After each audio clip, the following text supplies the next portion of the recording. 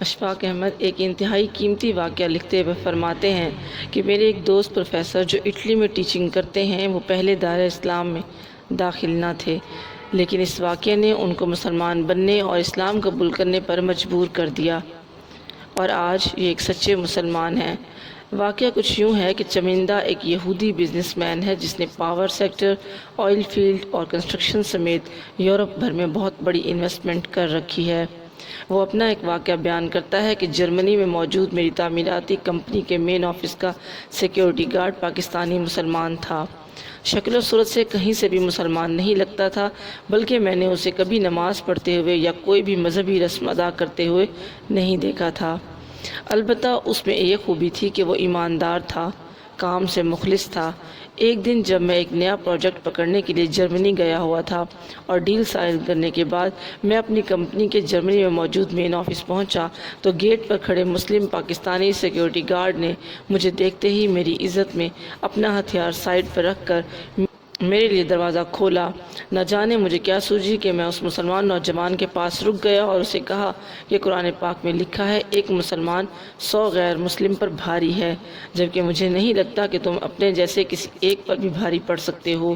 چمندہ یہودی business man بہت تحمل سے میری بات سنی اور پھر میری تصحیح کرتے ہوئے بتایا کہ جہاں اللہ تعالیٰ نے 100 کافر پر ایک مسلمان کو بھاری قرار دیا، وہیں آگے مجھ جیسے کمزور ایمان والوں کا علم رکھتے ہوئے اللہ تعالیٰ نے 10 اور پھر 2 کافروں پر ایک مسلمان کو بھاری قرار دیا۔ اس مسلمان سیکیورٹی گارڈ کی بات بجا تھی، مگر میں اپنی ضد پر اڑ گیا اور کہا کہ یا تو تم ثابت کرو کہ مسلمان 100 کافر پر بھاری ہے، یا پھر مان لو کہ قرآن پاک میں نعوذ باللہ جھوٹ ہے۔ میری بات سن کر مسلمان سیکیورٹی گارڈ کچھ دیر کے لیے خاموش ہو گیا، جسے میں نے اپنی فتح سمجھا اور دفتر کی جانب قدم بڑھا دیے۔ ابھی ایک قدم اٹھا ہی تھا کہ مسلم سیکیورٹی گارڈ نے مجھے مخاطب کرتے ہوئے کہا، سر قرآن کریم میں ایک ایک لفظ سچ ہے، یہ میرا ایمان ہے اور میں بہت جلد آپ کو ثابت کر دوں گا کہ ایک ایک مسلمان 100 کافر پر بھاری ہے۔ میں نے لاپرواہی سے کہا مجھے شدت سے انتظار رہے گا اور آگے بڑھ گیا، جبکہ میرا باقی سٹاف جو میری اور مسلم سیکیورٹی گارڈ کی بات سن رہا تھا وہ مجھے داد دیتے ہوئے میرے ساتھ چلنے لگا۔ وقت اپنی روانی سے گزرتا گیا۔ جس دن صبح پروجیکٹ پر کام شروع ہوتا ہے اس سے پہلے ایک شام میں کمپنی کے مین آفس میں ایک پارٹی رکھتا ہوں جس میں اپنے مختلف کمپنیوں کے 750 افراد کو مدعو کرتا ہوں تاکہ وہ اپنی رائے دیں اور اپنی نیک خواہشات کا اظہار کریں۔ پارٹی شروع ہونے سے پہلے سب کو باری باری اسٹیج پر بلایا جاتا ہے۔ سب سے پہلے میں جاتا ہوں اور نئے پروجیکٹ کی ڈیل کے متعلق بتاتا ہوں۔ اس کے بعد میرے نئے پروجیکٹ مینیجر کو دعوت دی جاتی ہے، مگر اس سے پہلے ہی مسلمان سیکیورٹی گارڈ سٹیج پر پہنچ جاتا ہے، گن لوڈ کرتا ہے اور سب کو آرام سے بیٹھے رہنے کا حکم دیتا ہے۔ اس کے بعد مجھے مخاطب کرتے ہوئے کہتا ہے کہ سر 100 غیر مسلم کھڑے کریں جو اکیلے میرا سیکیورٹی گارڈ کا مقابلہ کر سکیں۔ جسے اپنی زندگی پیاری نہیں وہ اٹھے اور اپنی سیٹ پر کھڑا ہو، مگر یاد رکھنا جو کھڑا ہوگا وہ پھر کبھی نہ بیٹھ سکے گا، نہ کھڑا ہو سکے گا۔ مسلم سیکیورٹی گارڈ کا اعلان سن کر حال میں سکتہ طاری ہو گیا۔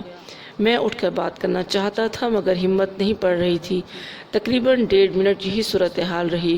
اسی دوران کسی نے پولیس کو کال کر دی، مگر پولیس کی آمد سے پہلے ہی مسلم سیکیورٹی گارڈ دوبارہ مجھ سمیت بیٹھے حاضرین سے مخاطب ہوتے ہوئے بولا کہ یہ میرے ہاتھ میں موجود بندوق خالی ہے، اس میں کوئی گولی نہیں۔ میں بس اپنے باس کو یہ بات سمجھانا چاہتا تھا کہ قرآن کریم میں جو کچھ بھی لکھا ہے وہ بالکل سچ لکھا ہے۔ قرآن پاک اللہ تعالیٰ کا کلام ہے اور اللہ تعالیٰ نے جھوٹوں پر لعنت بھیجی ہے، پھر قرآن پاک میں جھوٹ کیسے ہو سکتا ہے؟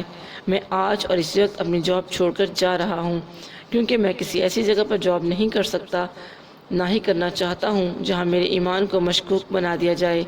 اس کے ساتھ ہی سیکیورٹی گارڈ نے مجھے مخاطب کرتے ہوئے سر کی بجائے میرا نام پکارا اور کہا، مسٹر چمندہ، یاد رکھنا مسلمان آج بھی اتنا ہی طاقتور ہے، بس تم جیسے لوگوں کی چالوں نے ان کا ایمان کمزور کر دیا، ورنہ آج تم نے آزما لیا ہے۔ ایک نہتہ مسلمان تم 700 لوگوں کو خالی ہتھیار کے بل بوتے پر دبا کر رکھ سکتا ہے۔ ابھی مسلم سیکیورٹی گارڈ کی بات جاری تھی کہ جرمن پولیس کے دستے ہال میں داخل ہوئے۔ سب نے ہتھیار تان لیے، پوزیشن لے لی اور مخاطب ہو کر پوچھا، مسلم دہشت گرد کہاں ہے؟ کوئی اشارہ دیں۔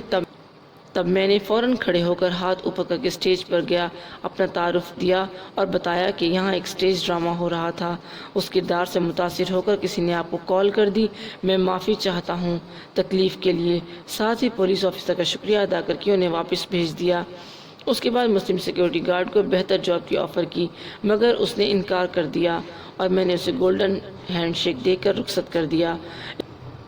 اس واقعے کے بعد میں نے 2 نتیجے اخذ کیے۔ نمبر 1، کبھی کسی کے مذہب کے متعلق گفتگو نہیں کرنی چاہیے جس سے اسے تکلیف پہنچے، کیونکہ تکلیف کسی بھی وقت طیش میں بدل سکتی ہے۔ اور نمبر 2، نہ ہی مسلمان کمزور ہیں اور نہ ہی ان کا ایمان کمزور ہے، بس مسلمانوں کے ایمان تازہ رکھنے والے علماء کمزور ہیں اور ان کی اس کمزوری کا فائدہ پوری غیر مسلم دنیا اٹھا